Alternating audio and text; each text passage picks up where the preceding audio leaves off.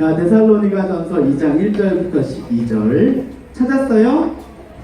찾고 있어요? 아이고 왜 그렇게 피곤해? 많이 피곤하지? 신발도 벗고 아예 양말도 벗지 왜? 자, 찾은 사람 알려주세요. 몇 페이지? 329페이지래. 그쵸? 이게 너무 길어서 목사님이 조금 잘랐어. 7절부터 읽도록 할게. 자, 내가 먼저 읽을게요. 시작. 우리는 그리스도의 사도로서 마땅히 권위를 주장할 수 있으나 도리어 너희 가운데서 유순한 자가 되어 유모가 자기 자녀를 기름과 같이 하였으니 우리가 이같이 너희를 사모하여 하나님의 복음뿐 아니라 우리의 목숨까지도 너희에게 주기를 기뻐함은 너희가 우리의 사랑하는 자 됨이라. 형제들아, 우리의 수고와 애쓴 것을 너희가 기억하리니 너희 아무에게도 폐를 끼치지 아니하려고 밤낮으로 일하면서 너희에게 하나님의 복음을 전하였노라. 우리가 너희 믿는 자들을 향하여 어떻게 거룩하고 옳고 흠없이 행하였는지에 대하여 너희가 증인이요 하나님도 그러하시도다. 너희도 아는 바와 같이 우리가 너희 각 사람에게 아버지가 자기 자녀에게 하듯 권면하고 위로하고 경계하노니. 12절 같이 읽겠습니다. 이는 너희를 부르사 자기 나라와 영광에 이르게 하시는 하나님께 합당히 행하게 하려 함이라. 아멘. 그래요. 여러분 이 책 읽어봤어요? 레미제라블 읽어본 친구 손 들어봐봐. 그래서 어느 정도 좀 읽어봤네. 이 레미제라블은 정말 레미제라블은 프랑스어고 미저러블은 약간 저거 미국식 표현이죠, 그죠? 미저러블. 내가 미저러블이라고 적었네. 자, 레미제라블은 저 프랑스 그 소설이죠. 누가 적었죠? 빅토르 아니야? 빅토르 위고, 그쵸? 빅토르 위고가 적은 책이야, 그쵸? 여기 보면 이 장발장이라는 사람이 있고 그 사람이 키웠던 누가 있어요? 코제트라는 참 불쌍한 아이에 대한 이야기가 나오는 것이 바로 이 레미제라블이죠. 그런데 이 레미제라블에 최근에 이제 영화로 만들어져서 나왔어. 뮤지컬로, 그쵸? 여기 보면 장발장 역을 맡았던 휴 잭맨이 나와, 그쵸? 여기 보면 뭐라고 나와있어요? 굴복하지 않는 희망. 그 다음에 러셀 크로우는 뭐라고 나와요? 가혹한 정의. 이 사람이 맡았던 역할이 뭐야? 그렇죠. 누구야? 자베르 경감. 그렇죠. 자베르 경감이야. 이 사람은 뭐냐면 이 장발장을 끝까지 쫓아다녔던 사람이었어. 이 장발장의 과거를 쫓아다녔던 누구였어요? 사람이었단 말이에요. 사실 이 자베르 경감은 굉장히 멋있는 사람이야. 이 사람도 빈곤한 상황 속에서 살았지만 이 사람은 자신의 열심과 노력으로 인해 가지고 어떻게 했어요? 자수성가한 사람이었어. 철저하게 노력하고 철저하게 자기의 과거를 어떻게 했어요? 깨부수면서 올라와서 정말 성공한 사람이었단 말이야.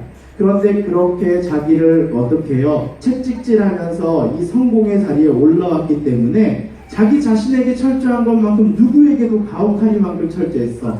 다른 사람에게도 굉장히 철저해야 했던 사람이 바로 누구였어요? 이 자베르 경감이었단 말이야. 근데 문제는 뭐예요? 이 사람이야, 바로. 이 장발장이라는 사람은 어때요? 이 자베르 경감과 어떻게 보면 같은 출발선상에 있었던 사람이었어. 빈민이었어. 근데 이 사람은 뭐야? 살고 싶어서. 그런데 어떻게 했어요? 그 삶을 바꾸려 하는 게 아니라 어떻게 했죠? 그 삶에 만족을 취한 거야. 빵을 훔쳤어. 근데 이 빵을 훔친 거 하나로 몇 년형을 받아요? 3년? 5년인가요? 5년형을 받게. 3년으로 알고 있었는데 5년? 좋아요. 협의합시다. 4년. 그쵸? 정확한 건 책을 찾아보는 걸로. 그쵸? 4년을 받아요. 그쵸? 4년을 받는데 문제는 뭐냐면 너무나 가혹한 형벌이었어. 그 사람은 이걸 용납할 수 없어서 내가 다시 살고 싶어가지고 자기가 살고 싶어가지고 끝내 어떻게 해? 탈옥을 시작해. 그래서 자기가 살고 싶고 나를 사랑하고 싶어서 어떻게 하는 거야? 탈옥하다 보니까 몇 년이야? 무려 19년이라는 형을 살게 돼요. 이 장발장이 선택한 건 뭐예요? 자기가 살고 싶다라는 것, 자기를 사랑하려고 자기만 생각하다 보니까 어떻게 된 거예요? 19년이라는 형을 받게 되었다라는 것이죠. 어떻게 보면 자수성가, 과거를 이겨내고 성공한 사람과 어쩌면 자기만을 생각해서 어떤 형을 살고 있는 그 사람의 모습이 대조되는 것 같은 모습을 나타내고 있다는 것이야. 그런데 이 장발장은 뭐야? 자기만 생각하는데 자기에 대한 생각이 머물러 있다 보니까 나의 이런 불합리한 상황들을 만들어낸 뭐를 자꾸 비난하는 거야? 사회를 비난하는 거야. 나에게 이러한 망가진 삶을 준 뭘 비난하고 있는 거야? 사회를 비난하는 거야. 나는 나를 사랑하는 방법들로서 이 모습을 탈출하고 싶은데 이거를 가만히 두지 않는 이 사회가 불합리하다라고 생각을 하고 있는 거야. 그래서 어때요? 망가진 삶에 대한 분노와 절망을 가지고 있는 게 이 장발장의 모습이었잖아요. 그쵸? 그 다음에 이 자베를 경감은 끝내 어떻게 됐어요, 여러분? 맞아. 죽음을 선택하죠. 근데 이 자베르 경감이 죽음을 선택한 모습이 어떤 모습 때문에 죽음을 선택하죠? 장발장.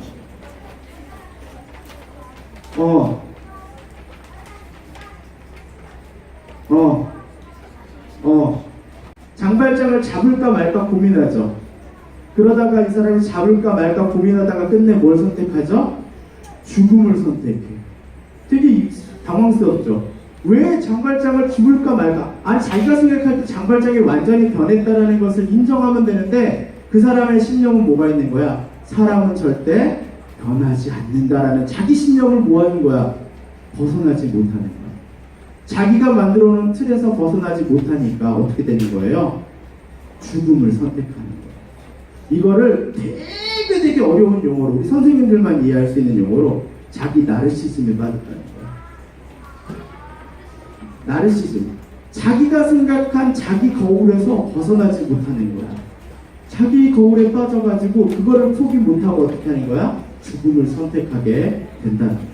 왜? 자기를 지금까지 이렇게 만들어놓은 자기의 인생을, 삶을 포기를 못하는 거야. 자기를 만들었던 이 틀을 포기를 못하는 거야. 이걸 포기하면 내가 무너질까봐 포기를 못하고 죽음을 선택하게 된 것이죠. 그쵸?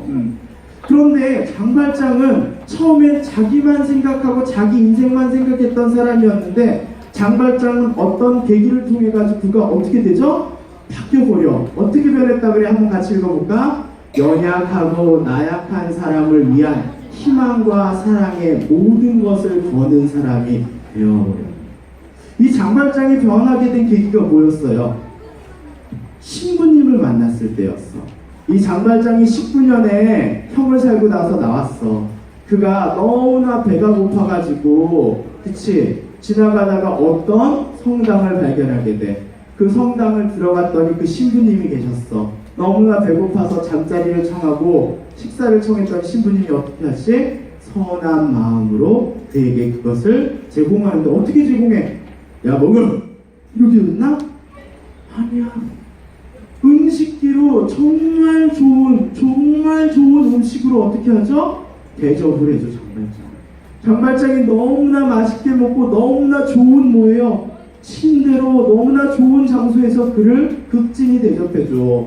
그랬더니 장발장이 그 극진한 대접을 어떻게 하는 거야? 배신을 돌려. 어떻게?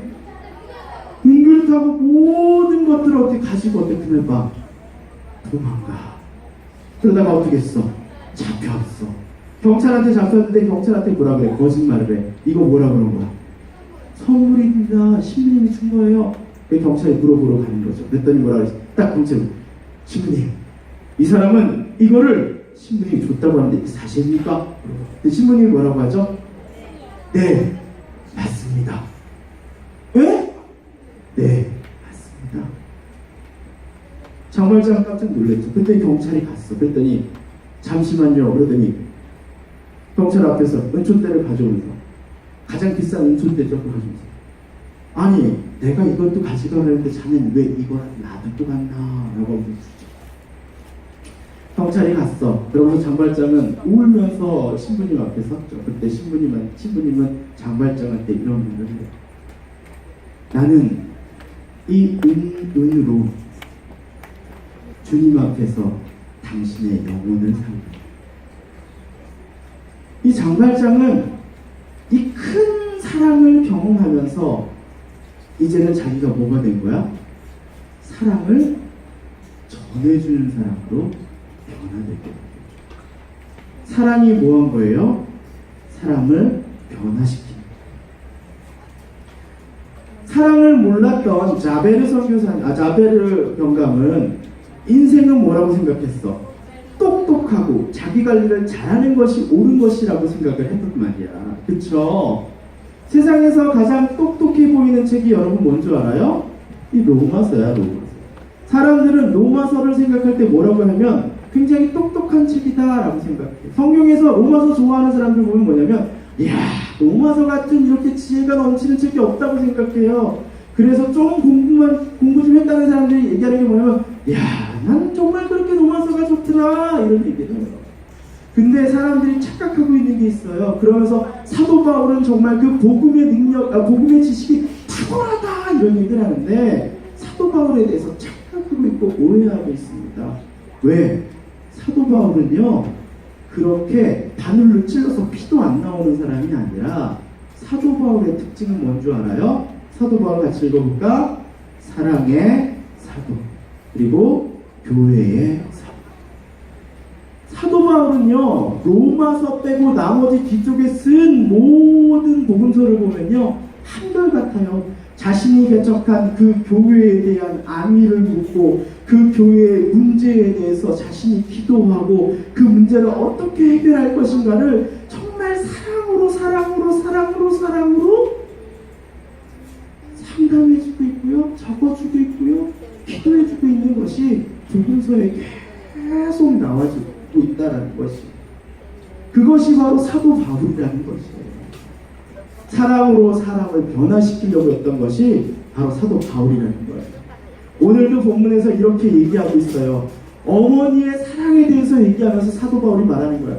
야 로마인들아, 이 데살로니가 이 사람들아, 내가 너희한테 전했던 복음을 전하는 방식은 너희가 어렸을 적부터 니네 옆에서 유모가 너희를 평생 키우지 않았느냐. 너희들은 니네 부모가 안 키우고 니네 옆에서 유모가 너희 잠도 같이 자주고 너희 어릴 때부터 젖먹이 때부터 너희가 성장할 때까지 너희들 유모 옆에서 너희가 크지 않았느냐. 내가 그것처럼 너희를 키운 걸 왜 모르느냐 라고 얘기하고 있는 거예요. 이 본문 말씀을 같이 볼까? 시작. 유순한 자가 되어 유모가 자기 자녀를 기름과 같이 내가 너희를 사랑하지 않았느냐. 다시 읽어볼까요? 너희를 사모하여 하나님의 복음뿐 아니라 우리의 목숨까지도 너희에게 주기를 기뻐함은 너희가 우리의 사랑한 자다 라고 얘기해요. 이 뚝뚝뚝뚝 떨어지는 바울의 사랑이 여러분 느껴지세요? 얼마나 저들을 사랑하고 있는지 그 바울의 사랑이 여러분 느껴지세요? 오늘 한번 사랑에 대한 영상을 한번 보도록 할게요. 훔쳐먹다 붙잡힌 남성에게 담당 경찰이 3만 원을 쥐어줬습니다. 한 달 뒤에 두 사람이 경찰서에서 다시 만납니다. 작은 마음 씀씀이가 어떤 변화를 가져왔을까요? KNN 황보람 기자입니다. 지난해 12월 36살 김경희 씨가 경찰서로 걸어 들어옵니다. 밤마다 경로당에 몰래 들어가 쌀과 김치를 훔쳐먹고 잠을 자다 붙잡힌 겁니다. 그런데 조사를 끝낸 담당 형사가 김 씨에게 3만 원을 건넵니다. 머뭇거리다 돈을 건네받은 김 씨는 이내 눈물을 훔칩니다. 한 달이 지났을 무렵 김 씨는 다시 경찰서를 찾았습니다. 돈을 벌게 됐다며 담당 형사에게 3만 원을 갚았습니다. 어려운 기자를 위해서 얼마 안 되지만 도와준 경우가 있는데 이것처럼 자기가 갚으러 온 경우는 처음이었습니다. 뿌듯합니다. 뿌듯하고 5년 전 유일한 가족이었던 형마저 잃은 김 씨는 생활고에 시달렸고 결국 경로당 물건에 손을 댔습니다. 하지만 안타까운 사연을 한 경찰의 도움으로 김 씨는 일자리까지 구하게 됐습니다. 내 혼자 자기가 사랑당해서 아무 대책 없이 그냥 그렇게 살았거든요. 저한테 손해보려고 누구는 처음인 것 같아요. 그냥 3만 원이면 작은 금액이지만 저한테는 30만 원이든 300만 원이 그게 값어치가 너무 커가지고. 또 경로당의 할머니들은 처벌을 반대하는 탄원서를 제출하고 김 씨에게 돈을 전하기도 했습니다. 앞으로 되게 어렵고 참 그게 있으면요 와 집같이 한 번씩 와봐. 우리 다 엄마나 할머니를 생각을 하고 세상을 방황하던 김씨, 주위의 작은 배려와 관심은 그를 다시 일어서게 했습니다. 하루 세상 가다 보면 뭐 좋은 일도 있을 때고 나쁜 일도 있을 때지만 긍정적인 마음으로 바라보고 있습니다. 내일 KNN 황모양입니다. 어릴 적에 부모를 잃고 형하고 살았는데 형이 이제 먹여 살린 건데 동생도 교육을 못 받아서 한글을 읽지 못한대. 더 나이인데 한글을 읽지 못해. 너무 배가 고파서 경로동에 밤에 들어가서 다른 거 먹는 것도 아니고 밥하고 김치 먹고 살았대요. 경로당에서 그게 없어진 신고를 한 거야. 그래서 왔는데 사연을 듣고 경찰이 너무 마음이 아파가지고 3만 원에서 받으려고 또 안 지키고 경로당 사람들도 비리 있고 한원서 써서 했는데 직장을 이제 잡아주고 그때 용으로 하는 일들 하고 했더니 너무 감사하다고 3만 원을 목사님이 어제 문자를 받았어. 이런 문자가 왔어. 어머니한테 문자가 왔어요. 목사님 안녕하세요. 6학년 누구누구 맞네. 뭐뭐가 이번에 성경학교 통해 신앙에 확신이 생겼나 봐요. 나 하나님 만났어요. 영접했어요. 라고 말하는데 가슴이 너무 벅차고 뜨거웠습니다. 무서운 날씨에 너무나 많이 애쓰셨고요. 감사드립니다. 뭐뭐가 매주 말씀 듣고 오면 저에게 꼭 말씀을 되새김질하고 있어요. 늘 좋은 말씀으로 잘 양육해 주셔서 감사드리며 하시는 사역에 늘 주님의 은혜가 함께하길 기도드려요. 감사드립니다. 한 학생이 저한테 또 문자가 왔어요. 목사님! 왜 누구야? 왜? 있잖아요. 수련회 한 번 더 하면 안 돼요? 저 당황스러웠죠? 네. 이제 6학년 끝나면 이제 못하는데 여자예요.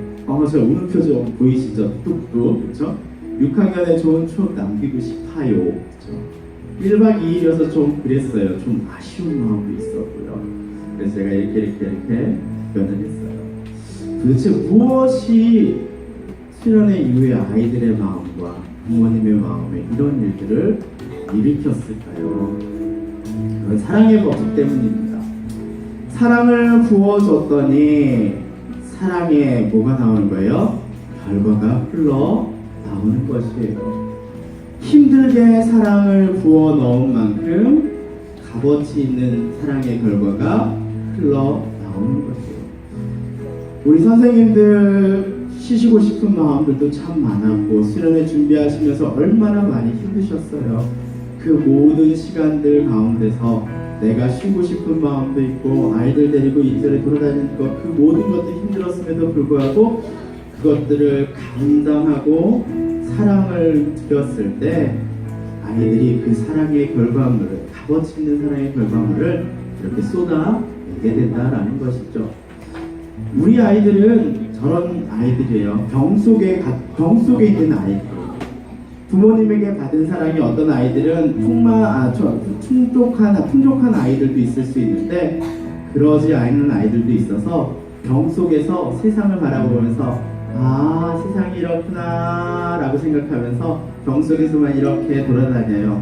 한 번도 이렇게 풍족한 사랑을 경험해 보지 못했어요. 그래서 누군가에게 사랑을 베풀기에는 아직도 부족한 아이들인데 사랑을 받으면 어떻게 하는 줄 아세요?